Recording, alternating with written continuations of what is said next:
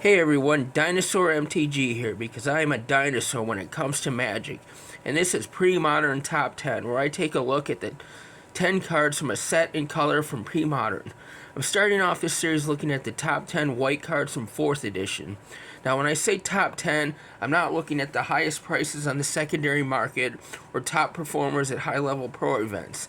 These are just cards that I have personally witnessed and played with in tournaments and casual play as both good cards and personal favorites. There's no ranking here, I simply go in alphabetical order.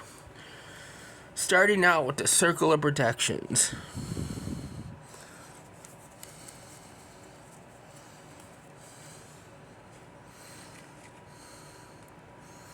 You got Circle of Protection artifacts. And then, of course, black, blue, green, red, white. I gave them all one shared slot on the list to be able to have room for a diverse list of cards. So you're probably familiar with them, each one white and one for an enchantment that lets you pay one, or in the case of the artifact, 1/2, to prevent all damage from a source of the appropriate color or artifact.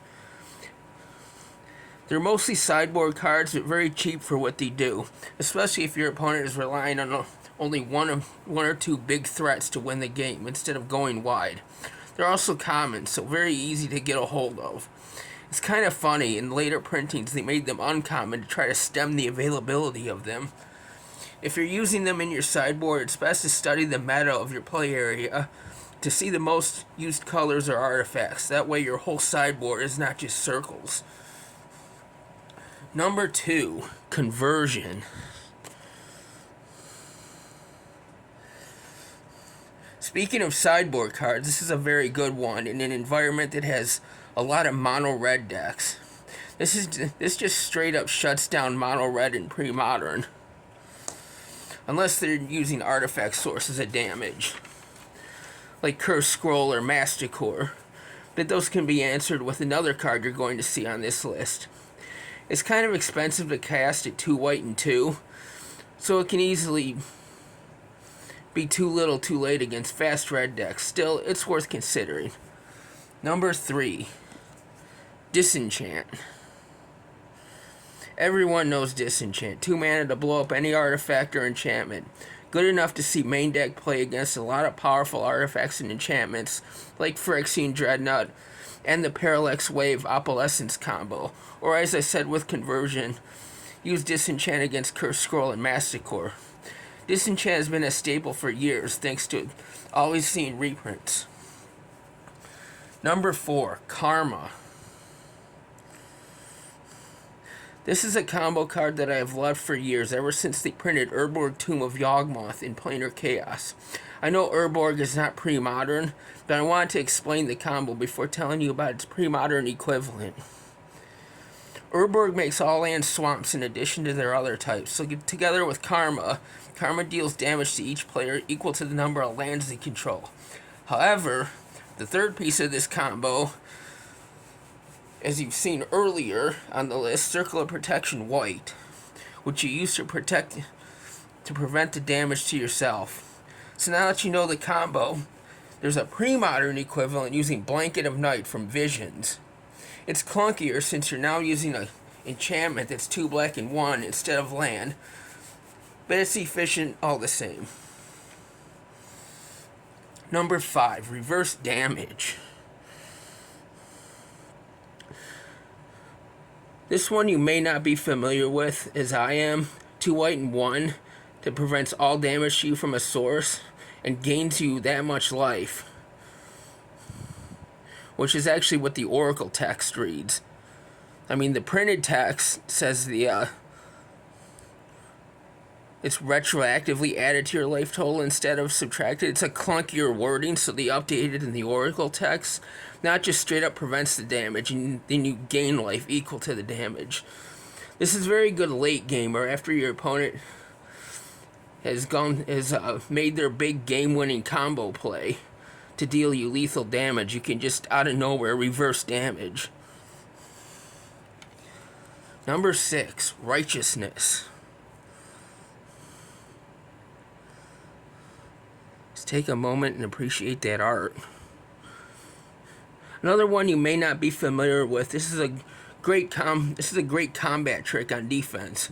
I remember when they reprinted it in Throne of Eldraine, and I brought my revised and 4th edition printings in the main deck of standard mono white that I was using. Pitting this on a Healer's Hawk and gaining 8 life while taking down my opponent's creatures was awesome.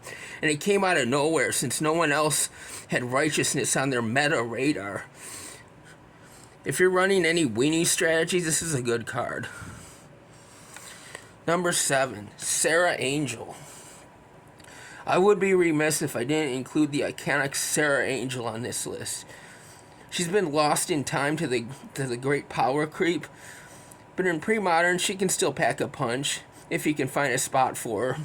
I remember when she didn't make it into 5th or 6th editions and how triumphant of return she had in 7th edition. She's not a mega powerhouse in Premodern, but it can still get in there, but really, I just love the iconic art. Later printings just didn't do her justice with the later art.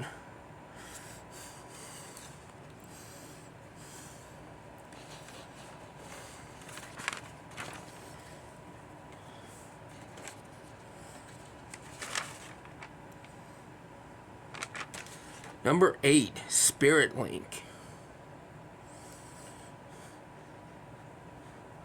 A card you might not see get a ton of play, though you might be familiar with it.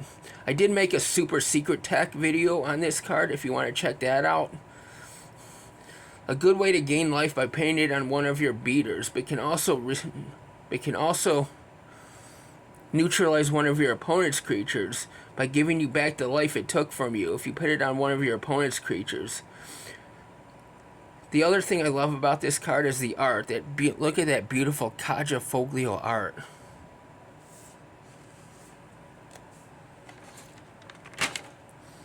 Number 9, Swords to Plowshares. This is another card I'm sure you all know. Arguably the best creature removal spell in the game. I mean, 1 mana, instant exile. They gain life, but most of the time you don't care about that. In a pinch, you can use it on one of your own creatures if you're low on life, but most of the time, you just exile one of your opponent's biggest threats.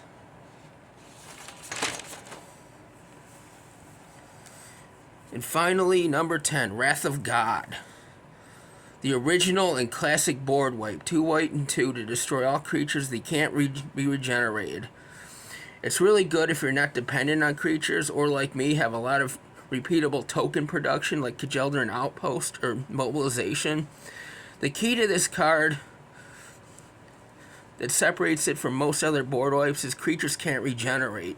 I remember when Spiritmonger was in Standard, and Wrath was so good against it because it turned off regeneration on Spiritmonger. Well, those are 10 cards from White in 4th edition. Eventually I'm going to cover all the colors and all the Premodern sets, as well as lands and artifacts and multicolor cards.